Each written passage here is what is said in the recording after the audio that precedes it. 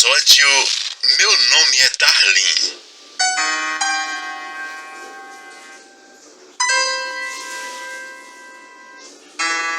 Eu conheço o Shiba desde a segunda série. Ele é um menino normal, igual a todos os outros. Apenas era um pouco tímido, vivia no seu canto. Era meu colega de sala, sentava na primeira fileira. E não é porque tinha dificuldade de ver a lousa, é porque tinha dificuldade de se enturmar com o pessoal. O tempo passou e nos anos seguintes, Shiba caiu em outras salas, e eu não pude mais vê-lo. Mesmo assim, de vez em quando a gente trocava um oi. Ele não era muito de conversar, mas dava um oi carinhoso. Ele morava do bairro, era de uma família humilde, como a minha. Prazer, eu me chamo Darlene. Esse nome veio muito tempo depois. Por muito tempo, eu fui Daniela. Nessas voltas que o mundo dá, eu queria ser enfermeira, mas nunca pude realizar esse sonho. Tentei vários tipos de emprego ao longo da vida, nenhum deu certo. Até que um dia, uma amiga me convidou para conhecer uns caminhoneiros no posto de gasolina. No começo eu relutei, mas com o tempo acabei aceitando. A gente ganhava um trocado por pouco tempo de serviço. Eu queria sair dessa vida, mas o tempo foi passando e eu acabei ficando. Hoje tudo que eu tenho, eu devo a essa profissão. Eu atendo em todo canto, posto de gasolina, na casa do cliente, no carro, em qualquer lugar. Eu virei um profissional. Já aquele meu amigo, ele sumiu. Estudou mais uns 2, 3 anos de escola e abandonou. Na casa dele ninguém incentivava. Anos depois, andando pelos bares da cidade, eu soube que ele tinha virado mendigo. No começo eu fiquei triste por ele, mas depois, pensando na minha situação, eu acabei entendendo. Não era fácil tocar a vida do modo politicamente correto, e ela nos leva para caminhos muito além do que aquele que a gente sonhou. Quando eu conheci ele ainda era Ailton, mas com o tempo, depois de virar morador de rua, ele passou a ser chamado por Shiba. Era tão famoso que jornais da cidade tinham até tirinha com a história dele. Acabou virando uma figura icônica na cidade. Como a cidade era pequena, não tinha muitos como ele. Ele acabou sendo mais famoso em sua própria dor. Enfim, eu toquei a minha vida. Não é fácil lidar com a noite. Além dos clientes mal educados e mal pagadores, a gente tem que lidar com a violência, seja direta ou não. Minhas amigas traziam histórias horripilantes, mas com o tempo, a gente acaba se acostumando com elas. Deve ter acontecido o mesmo com o Shiba. Ele deve ter acostumado com essa história de dormir na rua, com todo o sofrimento que isso possa trazer. Por falar em violência, uma noite eu cheguei para trabalhar e encontrei minha amiga chorando. Ela disse que um casal de trans havia sido atacado na avenida. O maluco quebrou uma lâmpada fosforescente na cabeça de um deles. Foi sangue para todo lado. Chamou a polícia, mas como sempre, não acaba dando em nada. A gente que era da noite tinha alguma coisinha na bolsa. Um canivete, uma navalha, qualquer coisa para se defender. Mas isso não era suficiente diante de um ataque surpresa. Não foi muito tempo e Brinquinho, um amigo da gente que também era trans, sofreu um ataque. Alguém deu uma canivetada na cara dele, formou uma grande cicatriz na diagonal. Na mesma semana, o filho da dona do cabaré da cidade foi encontrado morto no rio. Parecia que o cerco estava se fechando.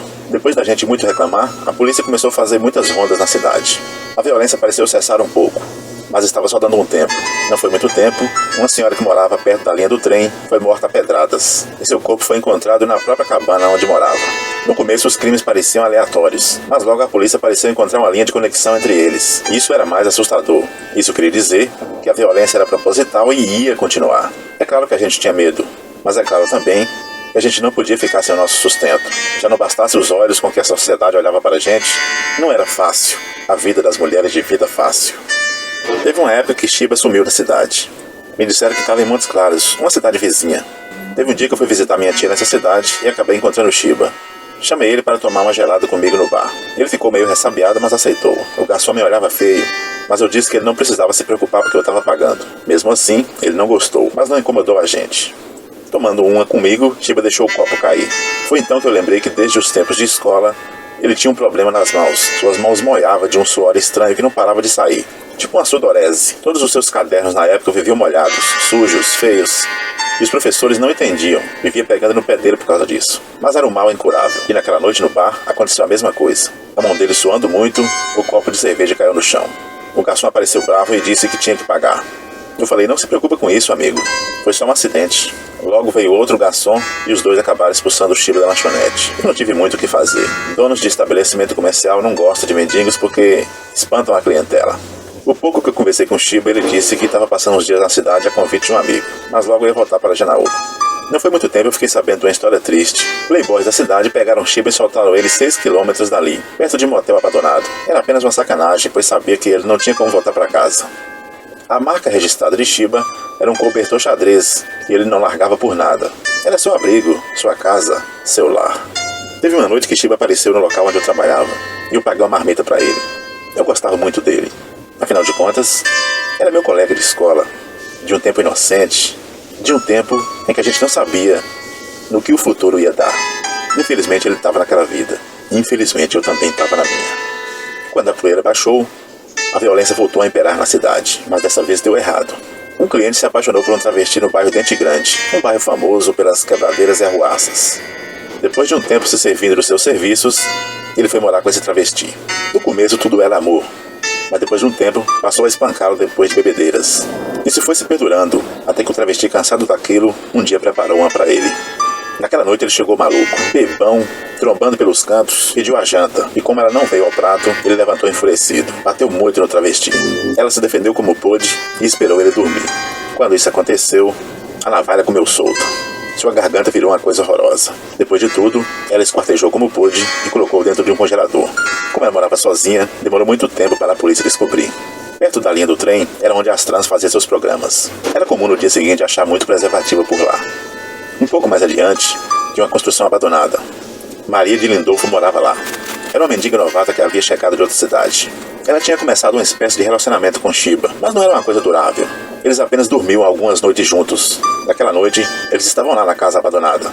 Conversavam sobre a vida e sobre como ia fazer para se livrar dela.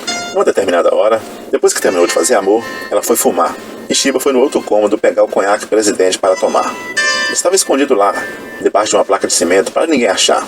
Enquanto Shiba estava na outra sala, um vulto entrou pela porta da frente e atacou Maria de Lindolfo. O desconhecido passou uma chave de braço no seu pescoço e começou a espremê-la.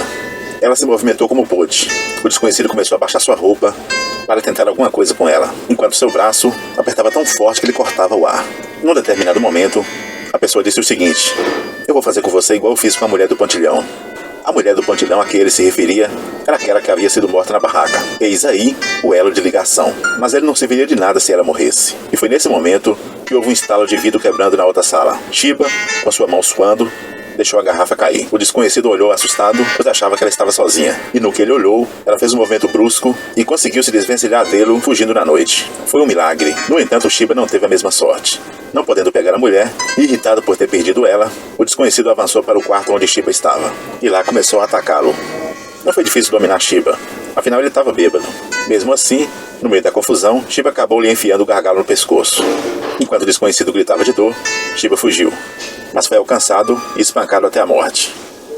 Maria de Lindolfo não perdeu tempo e foi até a polícia. Relatou o que o homem havia contado no seu ouvido. Ou seja, era ele que havia matado a outra mulher. A polícia foi relacionando os fatos e descobriu que alguns dos outros crimes também tinham sido cometidos por ele. O padrão era o mesmo. Um ou outro crime foi vingança mesmo, mas a maioria tinha sido feito por esse monstro, um serial killer de trans. Não foi muito difícil para a polícia capturá-lo. O investigador combinou comigo de eu ficar debaixo do pontilhão fumando alguma coisa na noite. Depois de uns 40 minutos ali, uma sombra saiu da escuridão. Era ele. Meu coração acelerou. Eu fiquei assustada. A polícia demorou para chegar. Meu ar foi ficando cada vez mais pouco, até que eu perdi os sentidos. A polícia conseguiu capturá-lo, mas minha vida foi para o brejo. Dias depois saiu uma nota no jornal. Travesti Darley foi asfixiada no pontilhão.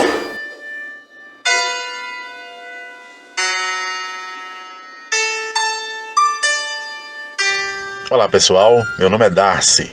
Seja bem-vindo ao canal Fabuloso. Espero que você esteja gostando. Toda semana tem vídeo, às segundas e quartas-feiras. Envie também seu relato. Compartilhe esse vídeo, curta, ative o sino, se inscreva. Venha fazer parte da nossa família. Afinal, o mundo não é fácil mesmo. Desejo uma boa semana para você e te espero no próximo vídeo.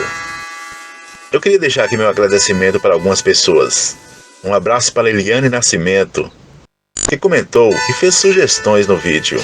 Um abraço também para o canal Uivos, por ter dado aquela força pra gente. No próximo vídeo eu mando mais abraços. Meu muito obrigado a todos vocês.